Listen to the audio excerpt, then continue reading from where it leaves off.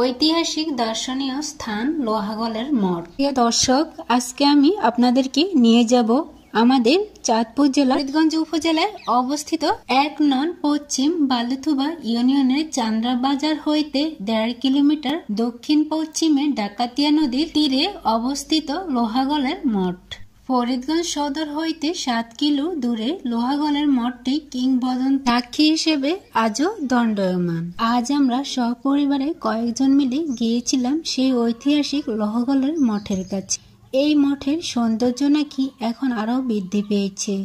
আমাদের ফরিদগঞ্জ উপজেলায় এত সুন্দর একটি নান্দনিক দৃষ্টিনন্দন মঠ রয়েছে, তা যদি ঘুরে না আসি তাহলে কিন্তু মনে একটা দুঃখ থেকে যাবে। তাই আজ সকল ব্যস্ততা দূরে রেখে আজ চলে গেলাম ঐতিহাসিক মঠ দেখার জন্য। যেহেতু আমরা সবাই মিলে একটা অটোয় করে তারপরে মঠ দেখার জন্য এসেছিলাম, কিন্তু অটো ড্রাইভার তো আর কাঁচা রাস্তায় আসবে না। আর যেহেতু মোটামুটি কয়েকদিন বৃষ্টি ছিল, তাই ভেতরে অনেকটাই কাদা ছিল, তাই বাকিটা পথ আমরা হেঁটে চলে আসলাম মঠের কাছে।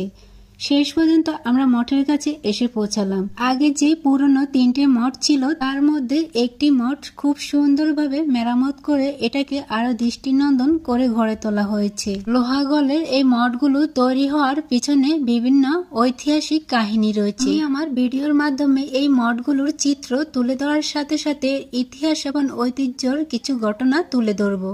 আশা করি আপনারা ধৈর্য সহকারে পুরো ভিডিওটি দেখবেন। এই মঠগুলো গড়ে তুলেছে মূলত প্রভাবশালী জমিদার পরিবারের দুই সহোদর। লোহা ও গহর এর নাম অনুসারে গ্রামের নামকরণ হয়েছে লোহাগড়। লোকমুখে শোনা যায় এই দুই ভাইয়ের অত্যাচারের শাসনমাত্রা সকল সীমা পার করেছেন।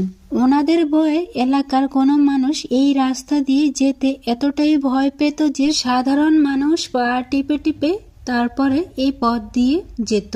জমিদারের এই দুই ভাই যদি কোনো প্রকারের ট্রু শব্দ পেত তাহলে কিন্তু তার রক্ষে ছিল না। এই তো গেল পথের কথা। তাদের যেই জমিদার বাড়ি ছিল, ওই বাড়ির আশেপাশ দিয়ে কোনো প্রকার শিয়াল কুকুর মানুষ পর্যন্ত যাতায়াত করতে পারত না। তাদের জমিদার বাড়ির আশেপাশ দিয়ে শিয়াল কুকুর কিংবা সাধারণ মানুষও চলাফেরা করলে তার শিরচ্ছেদ যেত। এছাড়াও এই ডাকাতিয়া নদীর তীর দিয়ে কোন নৌকা শব্দ করে চলাফেরা করতে পারত না। তাদের ভয়ে ভীত হয়ে থাকতো পুরো এলাকার সাধারণ জনগণ। তাদের এই আধিপত্য তুলে ধরার জন্য মূলত এই ডাকাতিয়া নদীর তীর ঘেঁষে গড়ে তুলেছিলেন এই ৩টি মঠ। লোকমুখে আরো শোনা যায় যে তারা এতটাই অত্যাচারী শাসক ছিলেন যে তাদের অত্যাচারের শিকার নিজের গর্ভধারিণী মা পর্যন্ত হয়েছিলেন। একদিন শুধু এই দুই শাসকের মা বলেছিলেন যে তিনি আম দুধ খেতে চায়। এই কথা বলাতে পুরো অঞ্চলের সকল আম দুধ এনে পুকুর ভর্তি করে ফেলেন। আর এই পুকুর ভর্তি করা আম দুধের পুকুরে ছুঁড়ে ফেলে দেন তাদের গর্ভধারিণী মাকে। আর এক সময় তাদের এই গর্ভধারিণী মা ওই পুকুরে চুবে মারা যান। দুই ভাইয়ের অত্যাচারের এমন আরো অনেক গল্প রয়েছে যা সিনেমাকেও হার মানায়।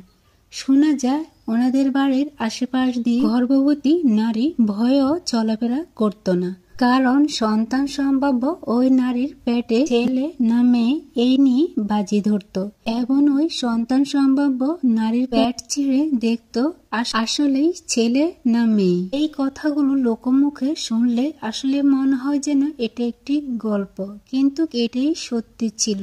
এবার ফিরা যাক মঠের গল্পে। জমিদারি বিলুপ্ত হওয়ার পরে জমিদারদের আর্থিক প্রতিপত্তি নিদর্শন স্বরূপে লোহার শিখরে একটি স্বর্ণদণ্ড স্থাপন করেছিলেন লৌহ এবং গহর। জানা যায় যে জমিদারি বিলুপ্ত হওয়ার পরে এই স্বর্ণদণ্ড নেওয়ার জন্য অনেকে লোভে পড়ে এই জায়গাতে উঠতে গিয়ে অনেকে নির্মমভাবে আহত হয়।